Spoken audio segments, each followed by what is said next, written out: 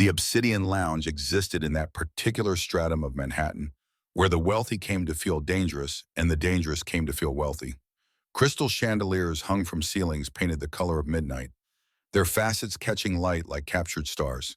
The air itself seemed expensive, thick with imported cologne and the particular silence that only money could buy.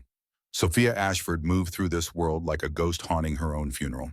Her uniform told one story: black polyester that pulled tight across the shoulders, white apron starched to the point of cruelty, sensible shoes that had rubbed blisters into her heels for the past 11 months. Her hands told another story entirely. The calluses were new, earned through 3 years of carrying trays and swallowing insults.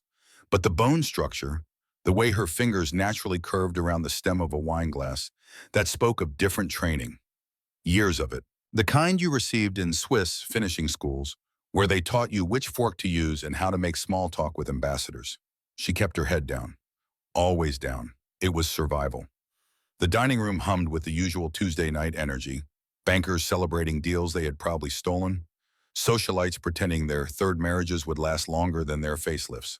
All of them playing their roles in the theater of excess. Gerald, the floor manager, materialized at her elbow like a nervous ghost. Sweat beaded along his hairline despite the aggressive air conditioning. "Table 4, he hissed. "The VIPs just arrived." Sophia felt something cold slide down her spine. Table 4 sat in the semi-private alcove by the floor-to-ceiling windows. The table that overlooked the glittering grid of Manhattan like a throne surveying its kingdom. That table meant serious money, serious power, serious danger. "Who?" she asked. Gerald's face had gone pale. "Just don't look them in the eye. And for God's sake, Sophie, be faster than last time." He always called her Sophie, her fake name, her American name. The identity she had purchased for $12,000 in cash from a forger in Montreal 3.5 years ago. Sophie Carter. Nobody. Nothing. Invisible. Perfect. She loaded her tray with crystal tumblers, the kind that cost more than her monthly rent. Her reflection caught in the polished surface, distorted and fractured. She didn't recognize herself anymore. The woman staring back had hollow cheeks and tired eyes. The princess was dead.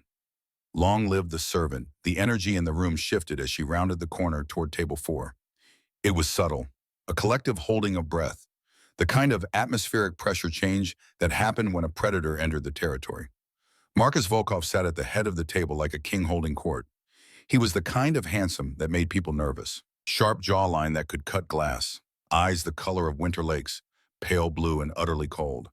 Black hair swept back from a face that artists would have called Slavic perfection and priests would have called damned. He wore his power the way other men wore cologne, invisible but unmistakable. 3 men flanked him. They had the look of soldiers playing dress-up in expensive suits. Broad shoulders, watchful eyes, hands that rested too close to jacket pockets that probably concealed weapons. Sophia recognized the type. She had grown up around men like this. Men who moved cargo that never appeared on manifests. Men who solved problems with money first and bullets second. She placed the water glasses down with the precision of a surgeon. Silent, efficient, forgettable. "Sparkling or still?" Her voice came out flat. Years of practice had taught her how to erase all personality from the question. Marcus didn't look up. His attention was fixed on his phone, thumb scrolling through something that made his jaw tighten. The screen's glow reflected in his eyes, turning them even colder. "Still," he said. The word wasn't spoken, it was exhaled, dismissive, the way you might acknowledge a piece of furniture. One of his associates leaned forward. He had a scar bisecting his left eyebrow, the kind that came from a knife rather than an accident. His eyes crawled over Sophia in a way that made her skin feel dirty. "Bring the wine list," he said in accented English. Russian, definitely. "The expensive one." "Of course, sir." She turned to leave, but something made her hesitate. Some instinct that had kept her alive for 3 years screamed at her to look. Just once, just a glance. Marcus's phone screen. The blueprint was there for less than 2 seconds. But 2 seconds was all she needed. The image burned itself into her memory with perfect clarity. She had seen that layout before. Years ago. In her father's study, the Port of Hamburg. Container Terminal 3. Restricted access zones marked in red. Her heart stopped. Then it started again, too fast, hammering against her ribs like something trying to escape. She walked away on legs that had gone numb. The sounds of the restaurant faded into a dull roar. All she could hear was the rush of blood in her ears and her father's voice, distant and ghost-like, from a life that no longer existed. Remember, Liebchen, in our business, information is currency, but knowledge is survival. She had spent 3 years running from this world, 3 years serving water to men who traded in secrets and violence. And now that world had walked through the door and sat down at table 4. When she returned with the sommelier, Marcus was deep in conversation with the scarred man. They stopped talking the instant she approached. The silence was surgical, complete. Marcus looked at her then, really looked at her. Not the way the scarred man had, hungry and crude. This was different, clinical. His gaze moved over her face, her hands, the slight fray at the collar of her uniform. He was reading her, cataloging weaknesses, assessing value. Then he spoke. The language that came out of his mouth was German, not the tourist German of Americans trying to order beer in Munich. This was High German, the crisp, educated dialect of diplomats and old money, the language of Sophia's childhood. Hübsches Gesicht, aber leer im Kopf. Pretty face, but empty in the head. The scarred man chuckled. He responded in the same language, his accent thicker but still fluent. Verschwendung. Waste. Marcus smiled. It didn't reach his eyes. Frauen wie sie enden immer gleich, auf den Knien oder auf der Straße. Women like her always end up the same way, on their knees or on the street. Sophia's hand didn't shake as she poured the wine. Years of training, first in Swiss boarding schools and then in the brutal academy of survival, kept her movements smooth, mechanical. But inside, something was cracking. Not because of the insult. She had heard worse, been called worse. Men like Marcus Volkov thought their wealth and power gave them the right to diminish anyone they deemed beneath them. Number. What made the rage bloom hot and vicious in her chest was what came next. Marcus leaned closer to the scarred man. His voice dropped to a conspiratorial whisper. Still in German, still assuming the dumb waitress couldn't understand a word. Make sure the shipment clears customs tonight. If the Blackwell family tries to intercept the containers at Dock 4, burn them. I don't care about collateral damage. Just get it done. The Blackwell family. The name hit her like a fist to the solar plexus. Richard Blackwell, the man who had smiled at her father's birthday party 4 years ago. The man who had testified against him. The man whose lies had destroyed the Ashford Empire and driven Jonathan Ashford to put a gun in his mouth. Sophia filled Marcus's glass to the precise level. Not a drop more, not a millimeter less. The wine was a Chateau Margaux 2009, $1,500 a bottle. She knew because she had served it to her father's guests when she was 16, back when she was still Isabella, back when she had a future. She placed the bottle on the table. The condensation felt cold against her fingertips. Her mind was moving at light speed, calculating angles and consequences. 2 choices.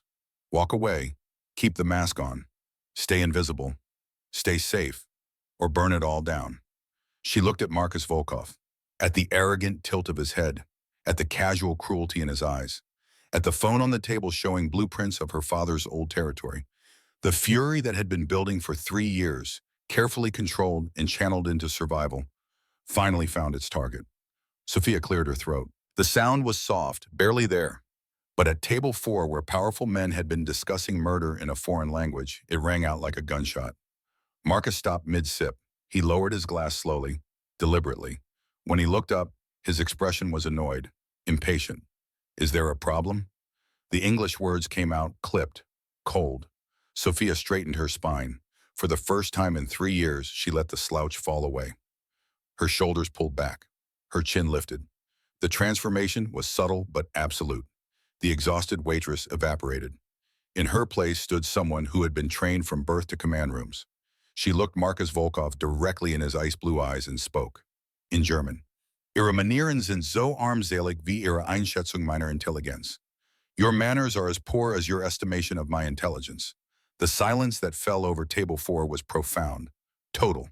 The scarred man choked on his water. Marcus froze, his hand tightening around the wineglass stem until his knuckles went white. For 3 seconds, nobody breathed. Then Sophia continued. She stepped closer, invading the invisible boundary that separated servants from masters. Her voice dropped to a whisper. Silk wrapped around steel. Und übrigens, wenn Sie die Blackwell-Familie an Dock 4 angreifen, laufen Sie direkt in eine Falle. Die Blackwells benutzen Dock 4 als Köder. Die echte Lieferung geht über Rotterdam. Aber das wüssten sie, wenn sie nicht so beschäftigt wären, das Personal zu beleidigen. And by the way, if you attack the Blackwell family at Dock 4, you'll walk straight into a trap. The Blackwells use Dock 4 as bait. The real shipment is going through Rotterdam. But you would know that if you weren't so busy insulting the staff. Marcus's face went through several colors, pale, then flushed, then a dangerous shade of crimson that suggested violence was being considered and barely controlled. He stood up. The movement was sudden enough to draw attention from nearby tables. He towered over her, 6'3" of coiled muscle and barely contained rage. "Who are you?" The English came out in a growl. "Who sent you?" Sophia didn't flinch, didn't step back. 3 years of hiding had taught her many things. Fear was useful, but showing it was suicide. "Nobody sends me, Herr Volkov. I send myself." She turned on her heel to walk away. Professional, calm, as if she hadn't just detonated a grenade in the middle of Manhattan's most exclusive restaurant. Marcus's hand shot out, his fingers wrapped around her wrist. The grip was iron. The warmth of his skin against hers sent an electric shock up her arm. Not pain, something worse. Recognition. The kind of contact that reminded her she was still human under all the armor. "Let go," she said. Her voice stayed level. "Unless you want a scene that ends with the NYPD checking your pockets. I imagine they'd be very interested in the unregistered Glock you keep in your left inside jacket pocket." Marcus's eyes widened. Just a fraction. Just enough. He released her wrist like it had burned him. They stared at each other. Hunter and prey, except neither was sure anymore which role they were playing. "You realize," Marcus said, his voice dropping to barely more than a breath, "that you just signed your own death warrant. You don't walk away from knowing my business." Sophia smiled. It was the coldest expression her face had ever worn. "I died 3 years ago, Herr Volkov. You can't kill a ghost." She walked away, head high, spine straight, every eye in the restaurant following her exit. The most powerful man in the city stared after her, his mind clearly racing through possibilities and threats and the fundamental question that would change everything. Who was she? The kitchen was chaos, steam and shouting and the clatter of pans. Sophia's composure shattered the moment she pushed through the swinging doors. Her hands started shaking. Violent tremors that she couldn't control. She gripped the stainless steel counter. The metal was cold, real, grounding. What had she done? 3 years. 3 years of perfect invisibility. 3 years of swallowing rage and living small and staying alive by being forgettable. Gone. All of it, because she couldn't control her anger for 5 minutes. Gerald burst through the doors, his face the color of old milk. "Sophie, what did you do? Mr. Volkov looks like he's seen a ghost. He's demanding to speak to the owner." "I quit." The words came out flat, final. Sophia untied her apron. The fabric had rubbed her neck raw. Small freedom. She threw it onto the counter. "Mail me my last check." "You can't just—" But she was already moving, grabbing her coat from the employee closet, her purse with its pathetic contents. $200 in cash. An expired Metro card. Keys to an apartment that probably wasn't safe anymore. The back exit led to an alley that smelled like garbage and rain. The November air hit her face like a slap. Cold. Clarifying. She needed to move. Now. If Marcus Volkov was half as dangerous as his reputation suggested, he wouldn't let this go. He was a hunter, and she had just painted a target on her back in fluorescent colors. Sophia pulled her coat tight and started walking. Fast, but not running. Running drew attention. She had learned that in the first month of her new life. You could disappear in plain sight in New York City. Millions of people, all of them focused on their own survival, all of them blind to the ghosts moving through their midst. She took the long way to the subway, cutting through side streets, doubling back twice to check for tails. Old habits from a different life. When her father had taught her tradecraft disguised as games. When learning to spot surveillance had seemed like paranoid fun rather than survival skills. Her apartment in Astoria was a monument to deliberate mediocrity. Fourth floor walk-up. Peeling beige wallpaper that had probably been ugly in 1987. Radiator that clanged like a dying engine. Neighbors who minded their business because they all had secrets worth keeping. Perfect camouflage for someone who needed to not exist. Sophia climbed the stairs. Her legs felt like lead. Adrenaline crash hitting hard now. By the time she reached her door, her hands were shaking again. She unlocked 3 deadbolts, stepped inside, locked them again immediately. The apartment was exactly as she had left it that morning. Dishes in the sink, laundry piled on the chair, the accumulated debris of a life lived small and careful. But underneath the carefully constructed mundanity, Sophia Ashford had hidden pieces of her real self. Insurance, escape routes, the tools you needed when your name was worth killing for. She went straight to the bedroom closet, pushed aside the cheap uniforms and thrift store coats, found the loose floorboard in the back corner, the one she had pried up the day she moved in. Her fingers found the groove. She lifted the plank. The waterproof duffel bag was still there, untouched, waiting. Next to it, a small metal box. Also waiting, Sophia pulled out the box first. Her hands had stopped shaking. This was familiar territory. This was protocol. Inside the box lay the remnants of Isabella von Ashford, a Swiss passport with her real name. Expired now but still valid for identification. $50,000 in $100 bills, emergency fund, run money, and a photograph. Sophia picked up the photo with fingers that had gone numb. The image was creased from being handled too many times, faded at the edges, but the faces were still clear. A man with silver hair stood on the deck of a yacht, stern face, kind eyes. One hand rested on the shoulder of a teenage girl who was laughing at something off camera. The girl wore a sundress and had flowers in her hair. She looked happy, unburdened, alive. "I'm sorry, Papa," Sophia whispered to the photograph. "I broke cover. I let the anger win." Jonathan Ashford couldn't answer. He had been dead for 3 years and 8 months. The official cause of death was suicide by gunshot. The unofficial cause was murder by 1,000 cuts, character assassination, financial destruction, legal persecution, orchestrated by men who smiled while they destroyed you. Men like Richard Blackwell, men who partnered with people like Marcus Volkov. Sophia had spent 3 years being smart, being careful, building a new identity and staying invisible, all so she could survive long enough to find proof, evidence, the kind of ammunition that could bring down empires.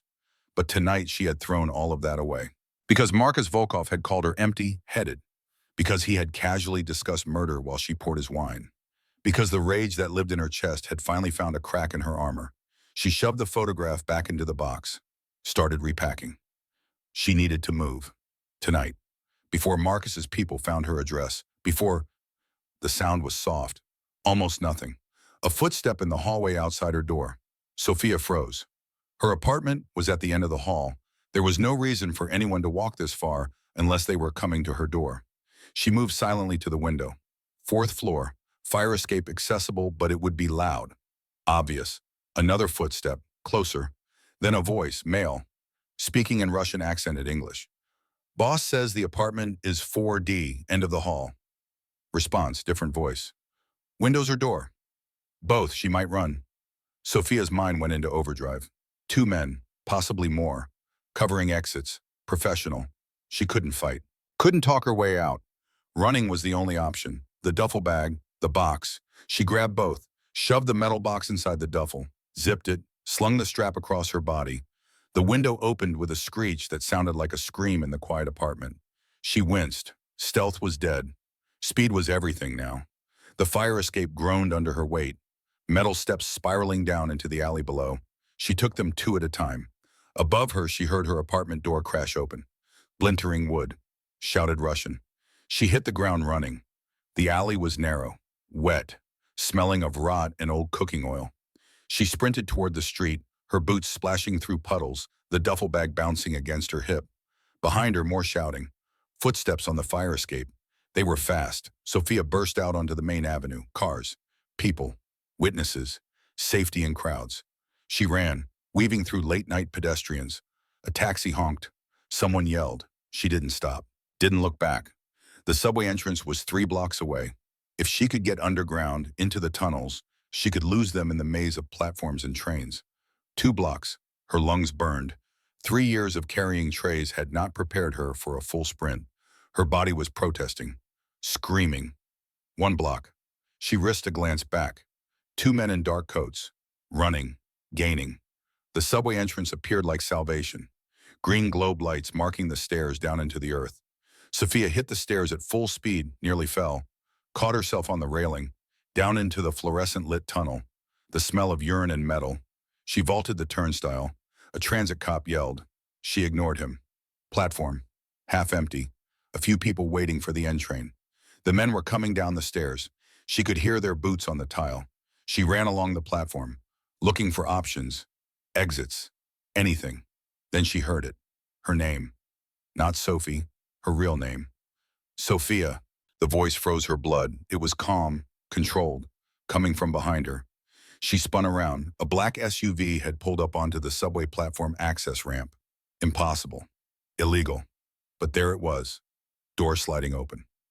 Marcus Volkov sat inside, perfectly composed, like this was a normal Tuesday night. Get in, he said.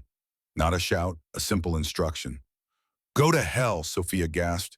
Her lungs felt like they were tearing. Marcus's expression didn't change. You can go to hell, or you can get in the car. Look to your left. Sophia looked, down the platform. Another vehicle, silver sedan, tinted windows, the passenger window rolling down slowly. The barrel of a submachine gun appeared, suppressor attached, professional equipment. That's Blackwell's cleanup crew, Marcus said. His voice was almost conversational. They tracked your credit card usage from the restaurant. They don't want to talk, Sophia. They want to erase a loose end. I, on the other hand, just want to have a conversation. The men from her apartment had reached the platform. They saw the silver sedan, saw the gun, stopped running. Sophia looked at Marcus, at the silver sedan, at the gun pointing in her general direction. No options, no time, no choice. She dove into the back of Marcus's SUV. Go, Marcus commanded. The driver hit the gas. Tires screeched on concrete. The heavy vehicle launched forward, merging into traffic with the aggressive confidence of someone who didn't care about traffic laws. Just as the first bullet sparked off the pavement where Sophia had been standing 3 seconds earlier. She sat pressed against the far door of the SUV, her hand still gripping the duffel bag, her breath coming in ragged gasps. Marcus sat on the opposite side of the leather bench seat, calm, controlled, like he hadn't just orchestrated a rescue/kidnapping in the middle of Queens. The windows were tinted so dark that the city outside was nothing but blurred light and shadow. Moving, fast. Sophia's mind raced through scenarios, escape plans, weapons. She had a small canister of pepper spray in her coat pocket, useless against professionals, but it was something. Marcus didn't look at her. He was typing on a tablet, his face illuminated by the blue glow of the screen. The silence stretched, taut, electric. Finally, Marcus spoke. His voice was quiet, almost gentle. You can stop clutching that pepper spray in your pocket. If I wanted to hurt you, I would have let Blackwell's people turn you into a statistic back in Queens. Sophia's hand tightened on the spray anyway. Why did you save me? Marcus finally looked up from his tablet. In the close confines of the car, his presence was overwhelming. He smelled expensive, scotch and gun oil and something darker. Danger wrapped in cashmere. Correction, he said. I was hired to facilitate certain logistics regarding your father's assets. I move things, I don't play politics. But when Richard Blackwell decided to frame my organization for the warehouse fire in Hamburg, well, the partnership dissolved. You expect me to believe you're a victim? Sophia's voice came out harder than she intended. I expect you to believe that I'm a businessman, Marcus replied, and bad business requires correction. Blackwell owes me, and you, Sophia Ashford, seem to know more about his operation than my best intelligence officers. The SUV slowed, turning into an underground garage, concrete and shadows, the kind of place where screams wouldn't echo. Where are we going? Sophia demanded. My home, Marcus said, because your apartment is currently being torn apart by Blackwell's men, and anywhere else you go, you'll be dead by morning. You're in the eye of the storm now, Sophia. The way he said her real name made something twist in her chest. Not fear, something more complicated. The elevator doors opened directly into a penthouse that made the Obsidian Lounge look like a dive bar. Walls of glass, dark wood, stone and steel in the kind of minimalist luxury that cost more than most people earned in a lifetime. The view was Manhattan, the entire glittering empire spread out below them like a kingdom waiting to be claimed. Marcus walked to a bar, poured 2 glasses of amber liquid from a crystal decanter. He held one out to her. Cognac, he said, vintage, better than the swill you served at the restaurant. Sophia ignored the glass. She stood in the center of the vast room. Every muscle coiled, ready to fight or run, even though both options were probably suicide. What do you want? She asked. Marcus took a sip of his cognac, watching her over the rim of the glass. His ice blue eyes were calculating, assessing. I want the codes, he said softly. Sophia's face remained blank. I don't know what you're talking about. Don't insult us both. Marcus set down his glass, walked closer. Your father wasn't just shipping luxury cars and consumer electronics. He was moving encrypted server hardware for the Swiss banking sector. When Blackwell took over, he found the equipment, but he couldn't access the data. The encryption keys were missing. He stopped inches from her, close enough that she could see the faint scar along his jaw, close enough to feel the heat radiating from his body. Jonathan Ashford didn't trust digital storage, Marcus continued. He was old school. He gave the keys to someone he trusted, someone who would never sell him out. His hand lifted. Sophia flinched, but he didn't strike. His fingers were gentle as they tucked a strand of hair behind her ear. The touch sent an unwanted shiver down her spine. You are Sophia Ashford, Marcus murmured, and you have access to something worth killing for. The question is, what are you going to do about it? Sophia looked into his eyes. Ice blue, cold, dangerous. But behind the cold, she saw something else, a reflection of her own fury, her own need for revenge. What's your offer? She asked. Marcus smiled. It was the first genuine expression she had seen on his face. It transformed him from dangerous to devastating. Help me destroy Richard Blackwell, he said, and I'll give you the one thing you've wanted for the last 3 years and 8 months. What's that? Justice, the word hung in the air between them, heavy with promise and threat, and the kind of bargain that damned souls made in the dark. Sophia Ashford looked at the man who had helped destroy her father's empire, the predator who had just saved her life, the devil offering her a deal. She thought about 3 years of hiding, 3 years of swallowing rage, 3 years of being invisible while her father's killers lived in luxury. 10 million, she said. Her voice was steady. And I don't just want him bankrupt. I want his reputation destroyed. I want the world to know what he did. Marcus's smile widened. You drive a hard bargain. Take it or leave it. He extended his hand. Deal. 10 million and Richard Blackwell's head on a platter. Sophia looked at his offered hand. This was the moment, the point of no return. Once she took it, there would be no going back to her small apartment and her invisible life. But that life had been a lie anyway. A pause, not a solution. She took his hand. His grip was warm, strong. It felt like sealing a contract in blood. But understand this, Sophia, Marcus said. He pulled her slightly closer, until their faces were inches apart. Once you're in my world, you belong to me until the debt is paid. The air between them crackled with heat, tension, something that felt dangerously close to attraction. I belong to no one, Sophia said. We'll see. The elevator dinged, the doors opened, the scarred man from the restaurant rushed in, his face pale. Boss, he said, breathless. We have a problem. What problem, Dimitri? The police just issued an APB. For who? Dimitri pointed at Sophia. For her. Blackwell didn't just try to kill her. He framed her. They planted evidence. The gun that killed the cop in Queens 3 weeks ago. They found it in her apartment with her fingerprints. According to the NYPD, Sophie Carter isn't just a waitress. He paused. The silence was terrible. She's a cop killer. Sophia felt the floor drop out from under her. The glass she hadn't realized she was holding slipped from her fingers. It shattered on the marble floor. Marcus's expression went from curious to stone in half a second. They're flushing her out, he said. If the police take her, she dies in custody within the hour. He looked at Sophia, his eyes blazing with something that might have been anger or might have been respect. Welcome to the war, Sophia. There's no going back now. The penthouse felt like a cage made of glass and money. Sophia stood at the window, watching red and blue lights strobe across the streets 45 floors below. Police cars, searching for her for a crime she didn't commit, for a murder that had Richard Blackwell's fingerprints all over it. Behind her, Marcus was on the phone, speaking rapid Russian. His voice had taken on a quality she hadn't heard before. Command, authority, the kind of tone that made men jump and ask questions later. He ended the call. The silence that followed was heavy. My people are monitoring police channels, Marcus said. They have your photo at every checkpoint, every bridge, every tunnel. They're treating you like a terrorist. Sophia didn't turn from the window. How long before they trace me here? They won't. Marcus walked to stand beside her. close enough that she could see his reflection in the glass. This building is owned through 6 shell corporations. The penthouse doesn't officially exist. As far as the city is concerned, the 45th floor is mechanical equipment. Convenient. Necessary. She finally looked at him.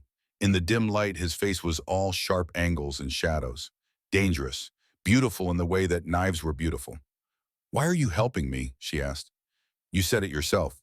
You were hired to destroy my father's company. We should be enemies." Marcus was quiet for a long moment. When he spoke, his voice had lost some of its edge. "3 years ago, I took a contract. The job was simple. Facilitate the liquidation of Ashford's shipping assets. Move the inventory. Redirect the supply chains. I was paid very well. I didn't ask questions." He turned to face her fully. 2 months into the Kawa, the warehouse in Hamburg burned. 12 people died. The fire was ruled arson, and somehow evidence appeared linking the accelerant purchases to one of my shell companies. Sophia felt something cold settle in her stomach. "Blackwell framed you." "Blackwell framed me," Marcus confirmed. "He needed a scapegoat, someone to take the fall while he consolidated power. I was convenient, foreign, criminal, perfect villain." He walked to a wall panel, pressed something. The panel slid back to reveal a massive screen. He touched the screen and files appeared. Documents, photographs, bank transfers. "I've spent 3 years building a case," Marcus said, "following the money, tracking the lies. Richard Blackwell didn't just destroy your father's empire. He stole it, piece by piece, and he used my organization as his weapon." Sophia moved closer to the screen. Her eyes scanned the documents. She recognized some of the transactions. Her father's accounts, being drained, redirected. "So we have a common enemy," she said softly. "We have a common enemy," Marcus agreed. "And separately, we're just thorns in his side. But together?" He pulled up another file. This one showed a complex network diagram. Companies, people, money flowing like rivers through a maze of corporations. "Together, we can destroy him." Sophia studied the diagram. Her mind, trained in international relations and economics, started making connections, seeing patterns. "The encryption keys my father gave me," she said. "They're not just banking data, are they?" Marcus smiled. It was a predator's smile. "Your father was brilliant. He knew Blackwell was coming for him. So he created insurance. Every illegal transaction, every bribe, every murder. He documented it all, encrypted it, and hid the keys where Blackwell could never find them. He gave them to me. He gave them to you." Sophia's hands were shaking. She pressed them flat against the glass wall.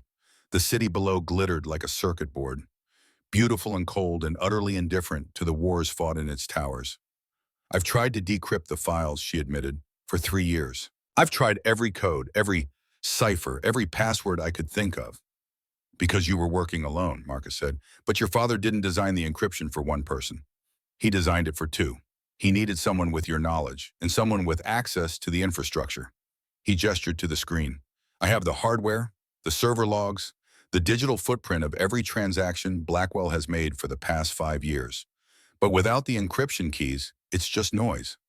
"And I have the keys," Sophia said. "But without the context, they're useless." "Exactly." She turned to face him. "If we do this, if we go after Blackwell, he won't just come after me, he'll come after you too." Marcus's expression didn't change. "He's been coming after me for 3 years. I'm still here. This is different. If we expose him, he'll have nothing to lose. Cornered animals are the most dangerous. Then we don't corner him." Marcus's eyes gleamed with something cold and calculating. "We eliminate him." The word hung in the air.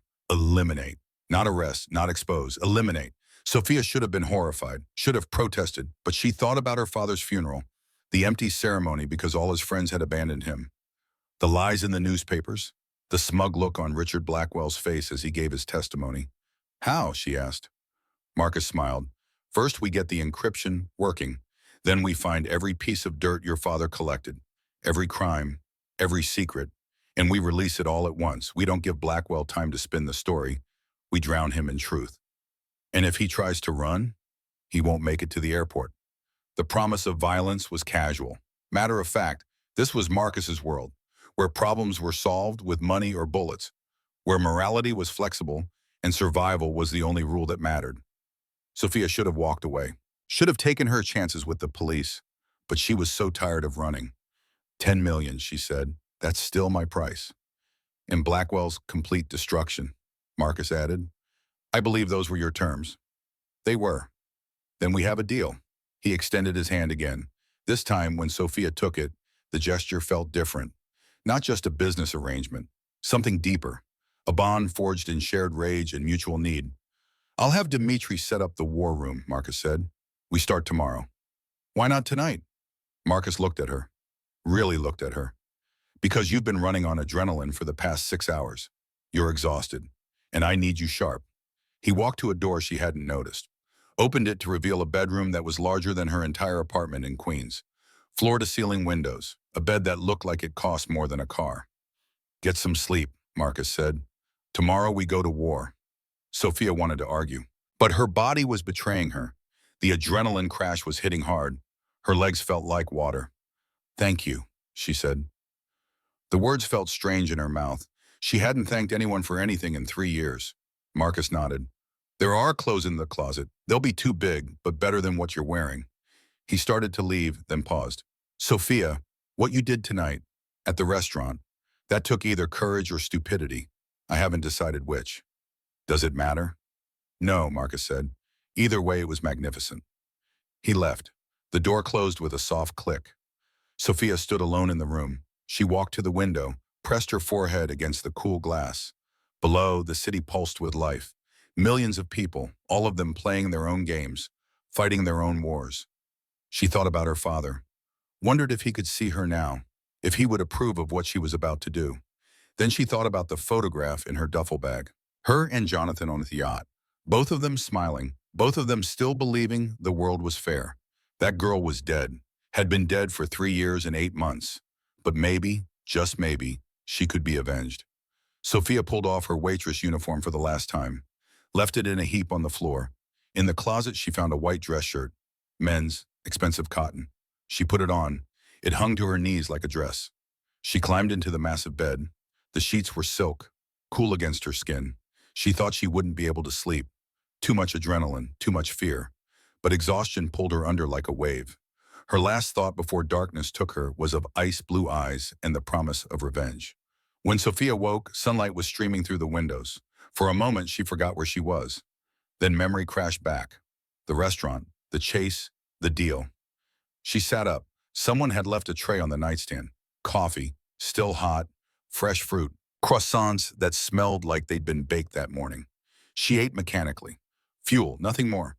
The shower in the ensuite bathroom had 6 different shower heads and controls that looked like they belonged in a spaceship. Sophia figured it out eventually.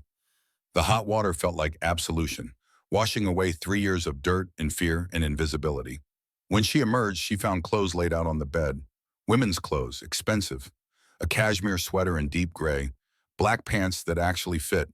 Someone had guessed her size perfectly. She dressed, looked at herself in the mirror. The woman staring back was a stranger. Not the exhausted waitress, not the princess from Zurich. Someone new, someone harder. She found Marcus in what he called the war room. It was a conference room that had been converted into something that looked like a movie hacker's fantasy. Multiple screens, computer terminals, stacks of papers and photographs covering every surface. Marcus was dressed casually, black sweater, dark pants. His hair was slightly messy, like he'd been running his hands through it.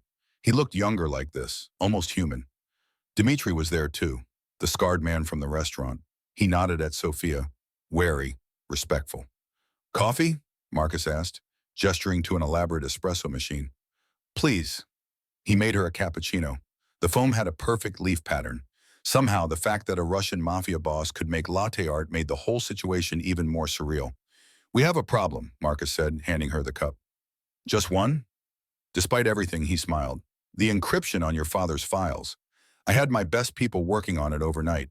It's not just complicated, it's elegant, multi-layered. Your father was paranoid. He had reason to be. Apparently. Marcus pulled up a screen. Code scrolled past, meaningless to Sophia's eyes. This is a Polybius square cipher, but modified. Your father added something. A key that changes based on context. Sophia moved closer, studied the patterns. He used to play code games with me. When I was a child, He said it was important to understand that information could be hidden in plain sight. Do you remember the games? She closed her eyes, reaching back through years and trauma to memories that felt like they belonged to someone else. Music, she said suddenly. He always played music. Wagner. He said chaos is the music of the world, but logic is the rhythm. Marcus straightened. Rhythm. Time signatures. He gave me a record on my 21st birthday. Tannhäuser. I still have it. Where? The duffel bag in the bedroom. Dmitri was already moving. He returned moments later with the bag. Sophia dug through it, found the record sleeve. The vinyl was scratched. Well loved. She turned it over in her hands. Nothing obvious, no hidden message. Then she noticed it.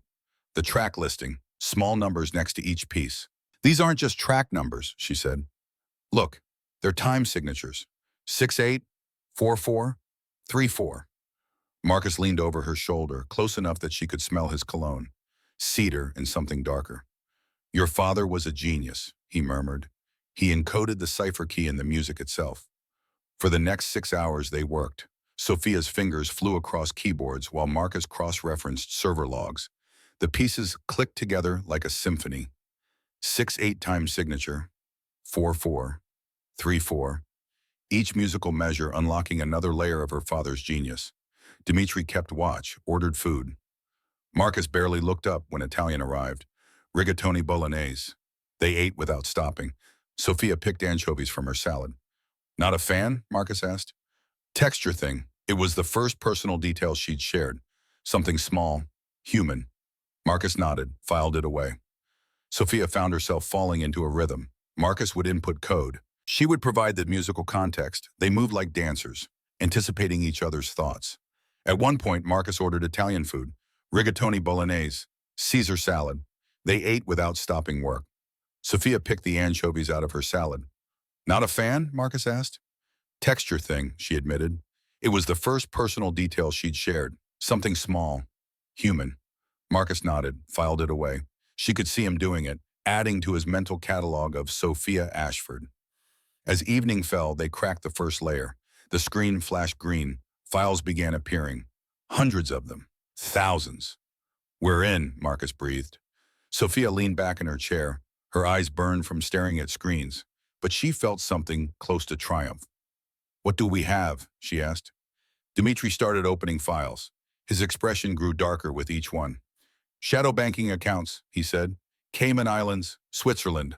12 different shell corporations, all linked to Blackwell. More files. Illegal arms shipments. Surface-to-air missiles sold to rebel groups in Yemen. Small arms to cartels in Mexico. More. Bribery records. Federal judges, senators, police commissioners.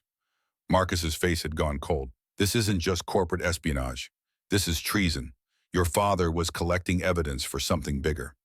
Sophia's hands were shaking. She pressed them flat on the desk. He was going to blow the whistle. That's why they killed him. They didn't kill him, Marcus said quietly. They made him kill himself. They destroyed him so thoroughly that he saw no other way out. The rage that ignited in Sophia's chest was white-hot, pure. For 3 years, she had known Richard Blackwell was responsible. But seeing the evidence, seeing the deliberate, methodical destruction of her father's life laid out in spreadsheets and transaction logs, it made it real. She stood up. Too fast. The chair scraped back. She walked to the windows. Manhattan stretched below. Indifferent. Beautiful. Cruel. Marcus came to stand beside her. He didn't touch her. Just his presence. Solid. Real. We can hurt him with this, Marcus said. But there's more. I can feel it.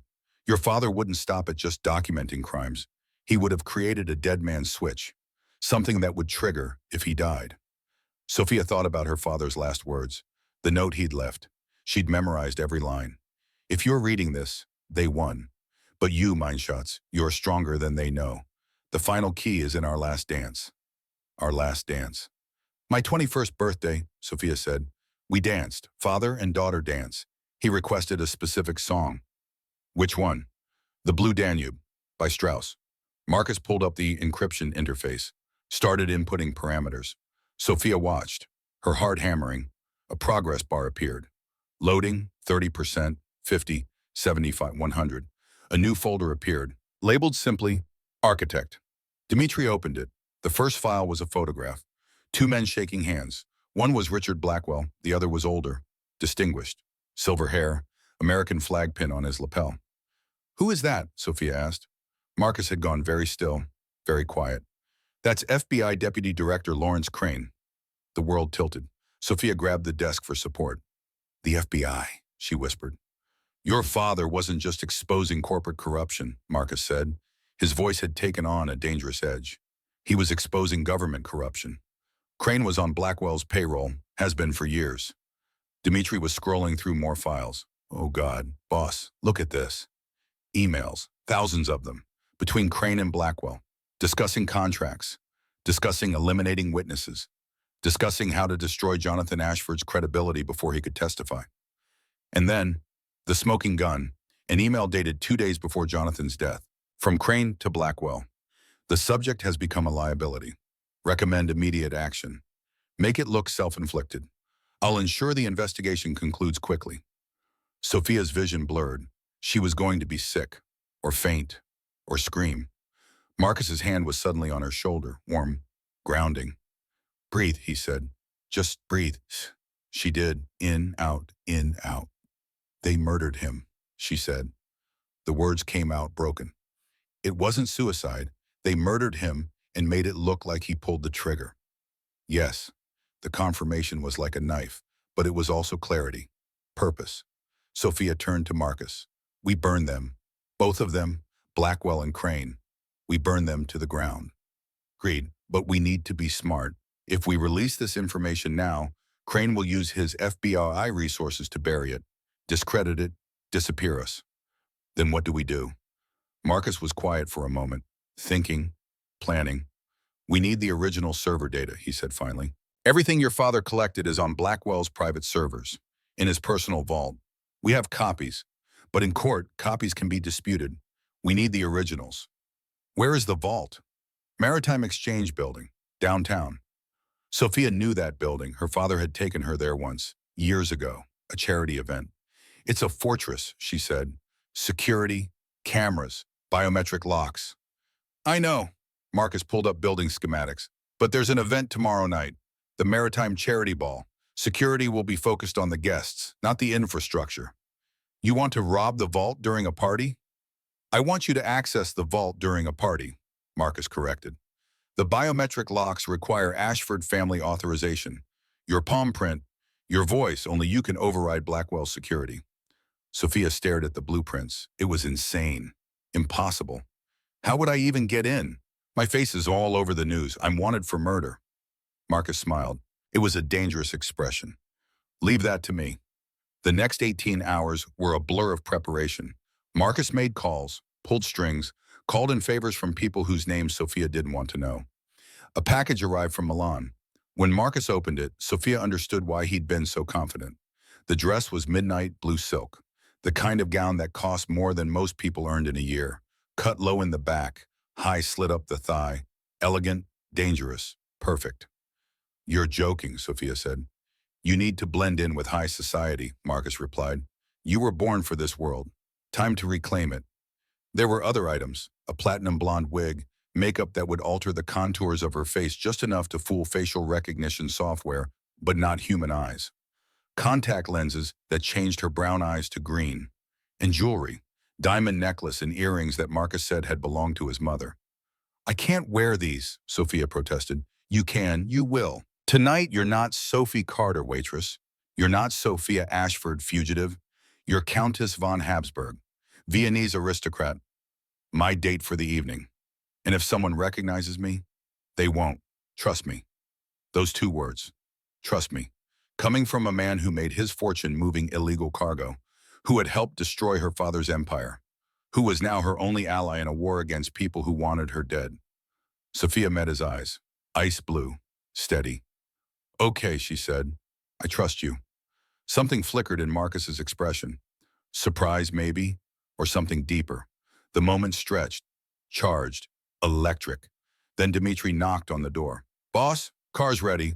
We leave in 2 hours." Marcus stepped back, professional distance restored. "I'll let you get ready." He left. Sophia stood alone with a dress worth a fortune and a plan that would probably get her killed. She thought about her father, about justice, about revenge. Then she started transforming herself into someone who could walk into the lion's den and steal its teeth. The Maritime Exchange building blazed with light. Luxury cars lined the circular drive. Women in designer gowns, men in tuxedos. The elite of New York playing dress-up for charity. Marcus's limousine pulled up. The valet rushed to open the door. Marcus stepped out first. He wore a tuxedo that fit like it had been painted on. He looked like every fantasy of a dangerous man in formal wear.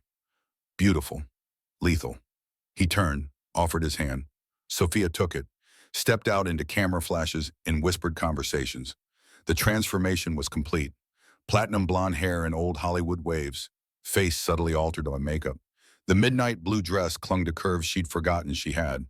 Diamonds glittered at her throat. She looked like money, like power, like someone who belonged in this world. The whispers started immediately. Who is she? Where did Volkov find her? She's stunning. Marcus offered his arm. Sophia took it. They walked up the red carpet like they owned it. Security checkpoint. A guard with a scanner. Name, he asked. Marcus Volkov, and my guest, Countess von Habsburg. The guard hesitated, looked at Sophia. She met his eyes. Bored, aristocratic, above his pay grade. Marcus slipped something into the guard's hand, a heavy gold coin, syndicate currency. The guard looked at the coin, then at Marcus's cold eyes. Enjoy the evening, sir. They were in. The ballroom was suffocating, heat and perfume and the sound of wealth. Orchestra playing something classical. Crystal chandeliers throwing prismatic light across marble floors. Sophia scanned the room, looking for Richard Blackwell. She found him by the bar, holding court, laughing, completely unaware that his destruction was standing 50 feet away in a blue dress. The vault is in the sub-basement, Marcus murmured. His hand was on the small of her back, warm through the silk. Service elevator through the kitchen. You have 12 minutes before the gala speech starts. That's your window. What will you do? Marcus smiled. It was predatory. I'll keep Blackwell distracted. He kissed her hand. The gesture was formal, public, but his eyes promised something else entirely. Then he walked away, straight toward Richard Blackwell.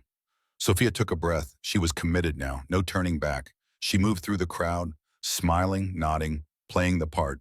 The kitchen was chaos, servers rushing, chefs shouting. No one noticed one more woman in an evening gown. The service elevator. She swiped the stolen key card Marcus had procured. The door slid open. Descent. The elevator groaned.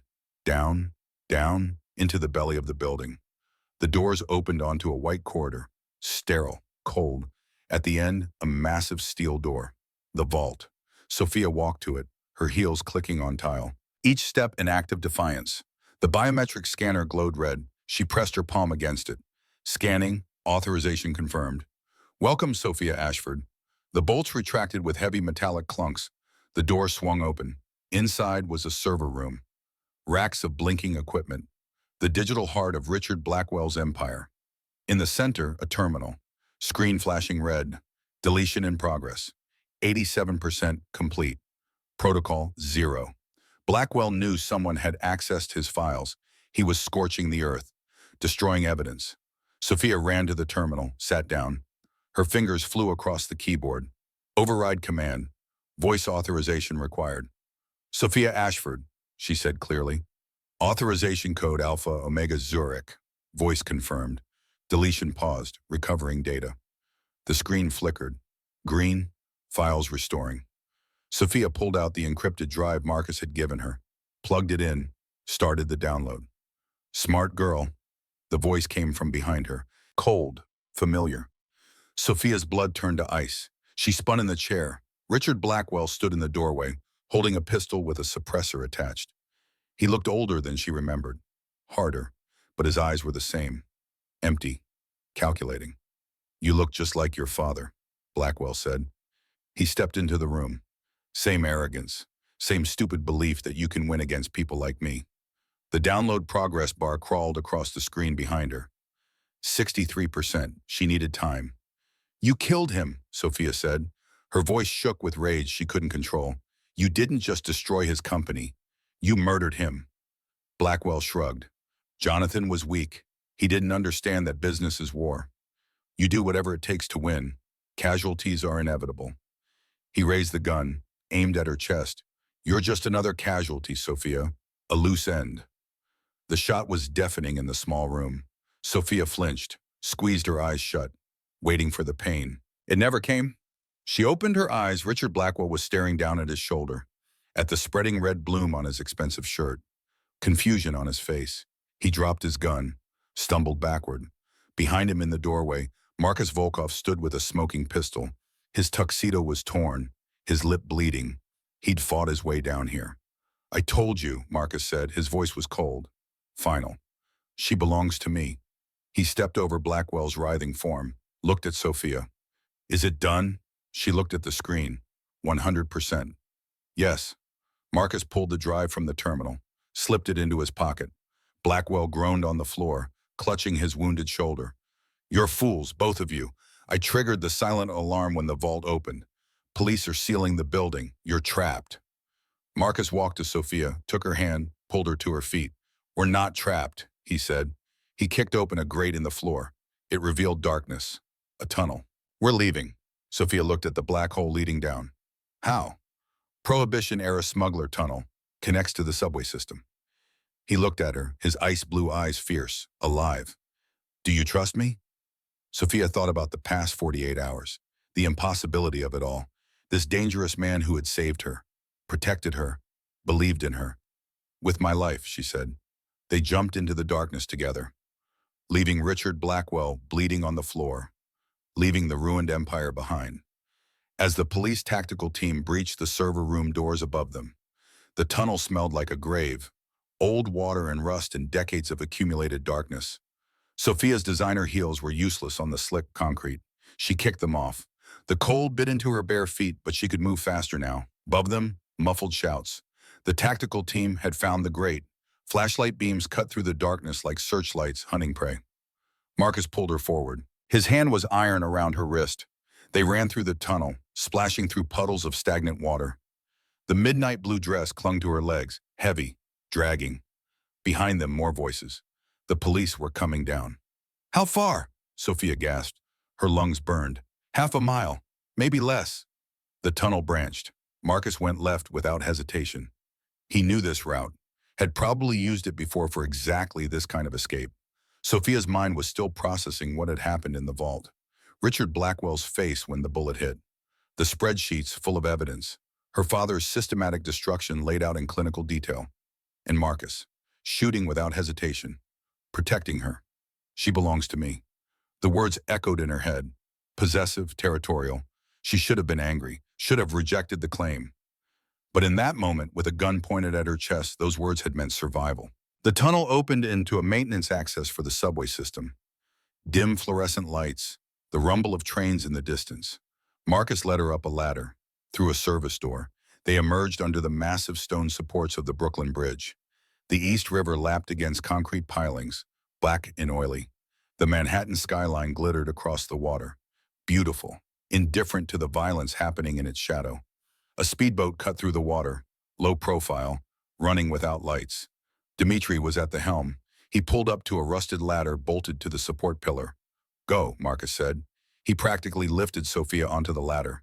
She climbed, her bare feet finding purchase on slippery metal. Marcus followed.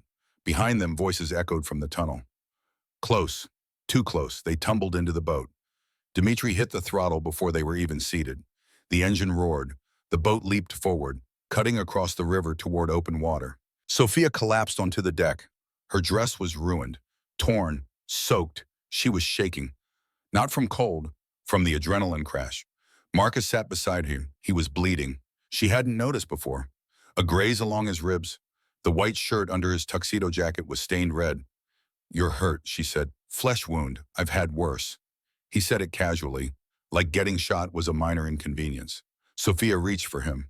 Her hands found the wound. He winced but didn't pull away. We need to stop the bleeding, she said. She grabbed the hem of her dress. The silk tore easily. She pressed the fabric against his side, applied pressure. Marcus watched her.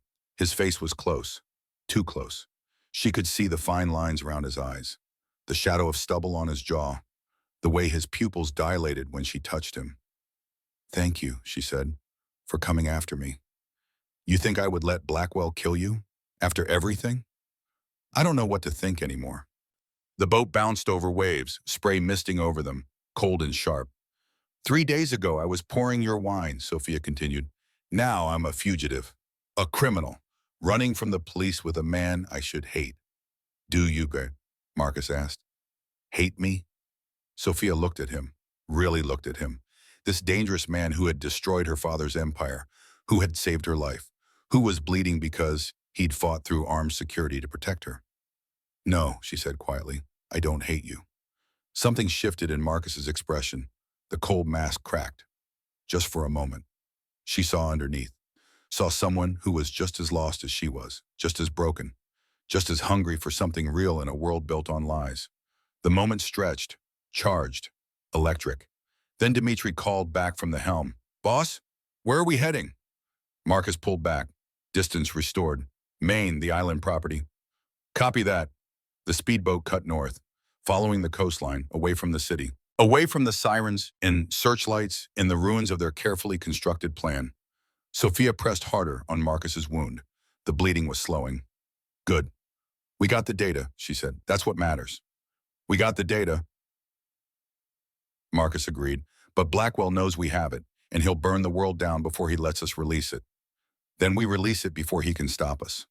Marcus smiled. It was tired, genuine. You're learning.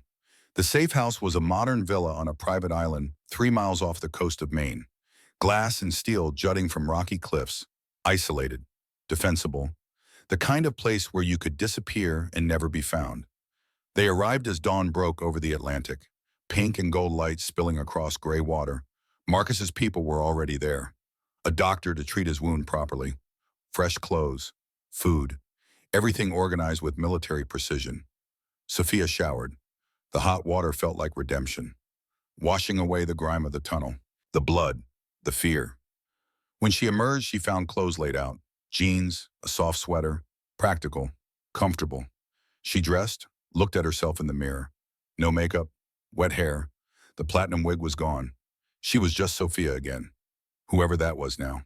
Marcus was in the main room, shirtless, the doctor finishing bandages around his ribs. The wound was clean, stitched. He would have a scar.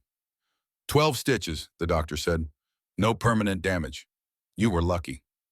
Lucky, Marcus repeated. He sounded amused. The doctor left. Sophia and Marcus were alone. The room was all windows overlooking the ocean. Waves crashed against rocks, relentless, eternal. The world kept turning, indifferent to their small war. We need to move fast, Marcus said. He was pulling on a fresh shirt, wincing slightly. Blackwell will use his FBI connections.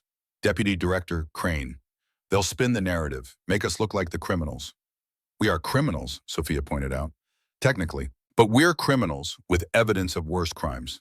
He opened his laptop, started typing. I'm sending the data to my media contacts. New York Times, Washington Post, CNN, BBC, every major outlet. We flood the zone. Release everything at once. Can they verify it that quickly? They don't need to verify everything, just enough to make it credible. The rest will cascade. Once the story breaks, everyone will be looking for more. The truth will come out. Sophia walked to the window, pressed her forehead against the cool glass. My father spent years collecting this evidence. He died trying to expose these people, and we're going to dump it all in a few hours. Your father gave you the tools, Marcus said, but he couldn't finish the fight. You can. She turned to look at him. Why do you care? You could have taken the data and used it for yourself. Blackmailed Blackwell, made a fortune. Marcus closed the laptop, walked to stand beside her. 3 years ago, I would have. 3 years ago, I was just a criminal, building an empire, taking contracts, not asking questions. He looked out at the ocean. Then Blackwell framed me for the Hamburg fire. 12 people died, and their blood is on my hands because I was too stupid to see what he was doing. His jaw tightened. I can't bring those people back, but I can make sure the man responsible pays. Sophia understood then. This wasn't just about revenge or money. It was about redemption. For both of them. We're both trying to atone, she said softly. Maybe, or maybe we're just trying to survive. He looked at her, those ice blue eyes that had seemed so cold when she first met him. They weren't cold now, they were burning. Sophia, when this is over, when Blackwell is destroyed and your father's name is cleared, What will you do? She hadn't thought that far ahead. For 3 years, survival had been the only goal, then revenge. She hadn't imagined a future beyond that. I don't know, she admitted. You could go back to Zurich, reclaim your inheritance, live the life you were supposed to have. That life is dead. Then what? Sophia looked at their reflection in the glass.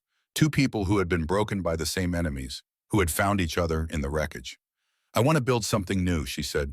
Something real, not the fantasy I grew up with, not the nightmare of the past 3 years, something else. Marcus was quiet for a long moment, then he nodded. I understand. He walked back to the laptop, started the upload sequence. The data will hit every newsroom in 6 hours. By tomorrow morning, Richard Blackwell and Lawrence Crane will be the most wanted men in America. And us? You'll be cleared. The frame job will unravel. The real footage of the Queen's shooting is in the files. Blackwell's men were the killers. What about you? Marcus smiled. It was dark, knowing. I'm still a criminal, Sophia. Just one with better PR after tomorrow. The next 72 hours were a blur. They watched from the island as the world exploded. 8 a.m. Eastern Time. The data drop went live. Every major news outlet received the files simultaneously. Terabytes of evidence, video, audio, financial records, communications between Richard Blackwell and FBI Deputy Director Lawrence Crane. The story broke like a tsunami. Sophia and Marcus sat in the villa, watching multiple screens. CNN had talking heads analyzing documents. The New York Times published a massive expose. The Washington Post confirmed the FBI investigation was compromised. By noon, federal agents raided the Blackwell estate in the Hamptons. Richard Blackwell, still recovering from his gunshot wound, was arrested in his hospital room.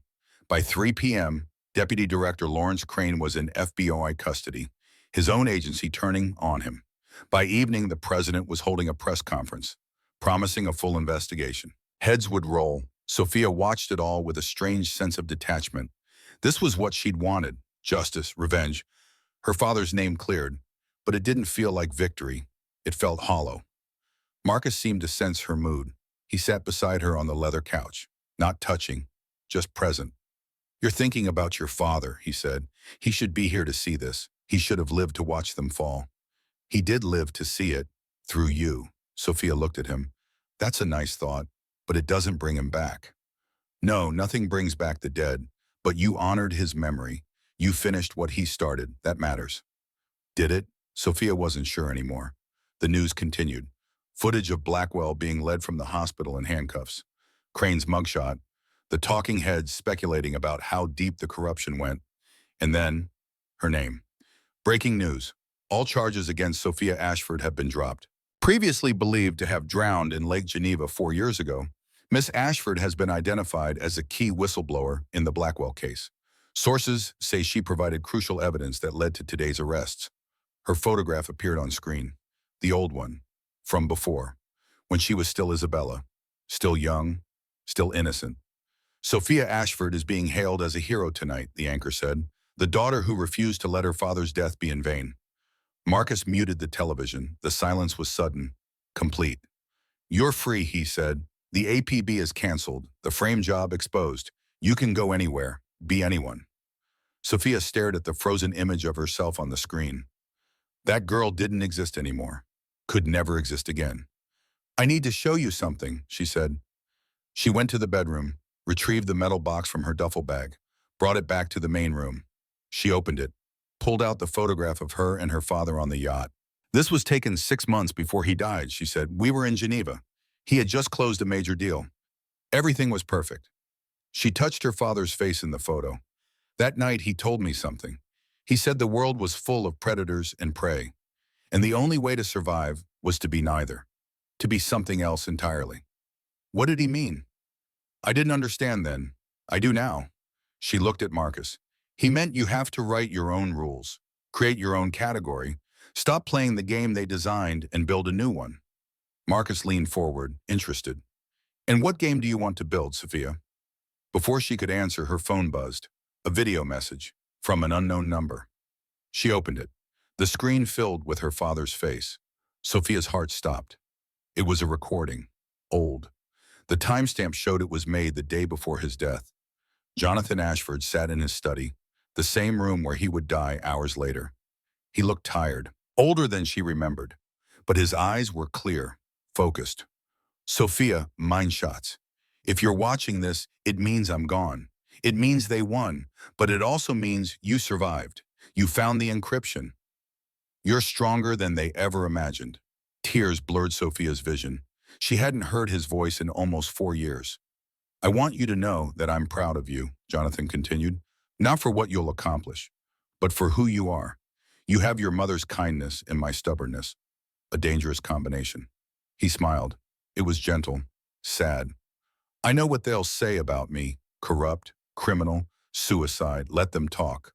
The truth is more complicated than they'll ever understand. I made mistakes, but everything I did to protect you, to give you the tools to survive what was coming.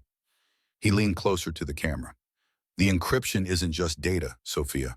It's power. Use it wisely. Build something better than what I built. Learn from my failures. A pause, then softer. I love you. Always. Remember that chaos is the music of the world. But you, my daughter, you are the rhythm that makes sense of it all. The video ended. Sophia was crying, silent tears streaming down her face. Marcus put his arm around her. She leaned into him, let herself break, just for a moment. They sat like that as the sun set over the Atlantic, two broken people holding each other together. When Sophia finally spoke, her voice was steady, clear. He's right. I need to build something better. What do you want to build? She thought about it, really thought about it. What came after revenge? After justice? After survival? Something that matters, she said. Something that helps people like my father. People who try to do the right thing and get crushed for it. Marcus nodded slowly. I might know a way. He pulled up files on his laptop. My organization moves cargo, legitimate and otherwise. But the legitimate side is substantial. Shipping, logistics, import, export, all the infrastructure your father built. It's scattered now, sold off, but it could be rebuilt. You want to go legitimate? I want to evolve, use the networks I've built for something more than just profit. He looked at her. But I can't do it alone. I need someone who understands the legitimate business world. Someone with the education and background to make it work. You're asking me to be your partner? I'm asking you to be more than that. Help me transform the Volkov organization into something legal, powerful, something that can protect people instead of exploiting them. Sophia studied his face, looking for the lie, the angle, the trap. She found none of those things, just sincerity and hope, and something that looked like the future. I'll think about it, she said. Fair enough. They ordered dinner, fresh lobster from a local restaurant, ate in comfortable silence. The tension between them had shifted, evolved into something softer, more real, more. After dinner, Marcus poured cognac. They sat on the deck, watching stars emerge in the darkening sky. Can I ask you something, Sophia said. Anything. When you shot Blackwell in the vault, you didn't hesitate. How do you live with that? Marcus swirled his cognac, thinking. I've killed before, more times than I can count. At first it was survival, then it was business. After a while you stop counting, stop feeling. But when I shot Blackwell, I felt it, because I wasn't protecting myself. I was protecting you. That's different. Why? He looked at her, those ice blue eyes reflecting starlight. Because for the first time in a very long time, I cared whether someone lived or died. The confession hung between them. Heavy. True. Sophia set down her glass, stood up, walked to the railing. The ocean was black beneath them. Infinite. Marcus came to stand beside her. I should hate you, Sophia said. You helped destroy my father's company. Even if you didn't know what Blackwell was planning, you still participated. You should hate me, Marcus agreed. But I don't. And I don't understand why. Maybe because we're the same. Both of us shaped by loss. Both of us trying to make sense of a world that doesn't make sense. Sophia turned to face him. Is that what we're doing? Making sense of things? I don't know what we're doing, Marcus admitted, but I know I don't want it to stop. The space between them was charged, electric. Sophia could feel her heartbeat accelerating, could see Marcus's chest rising and falling, controlled, careful. If we do this, she said, if we become partners, there are rules. What rules? No lies, ever, no matter how ugly the truth is. Agreed, and no treating me like I'm fragile, I'm not. I've noticed. And no possessive nonsense. I don't belong to anyone. Marcus smiled. It was slow, dangerous. I seem to remember you trusted me with your life. That's a kind of belonging. That's different. Is it? He stepped closer, close enough that she could feel the heat radiating from him, close enough to see the way his pupils dilated. I think you're afraid, Marcus said softly. Of what? Of admitting that you feel something. For me, for this, for what we could build together. Sophia's breath caught, because he was right. She was terrified. Not of Richard Blackwell or the FBI or bullets in dark vaults. She was terrified of the way Marcus made her feel. Alive, present, real. What if I do feel something? She whispered. What then? Then we figure it out. Together. He cupped her face. His hands were warm, rough, gentle. I'm not asking for forever, Sophia. I'm asking for right now, this moment. Can you give me that?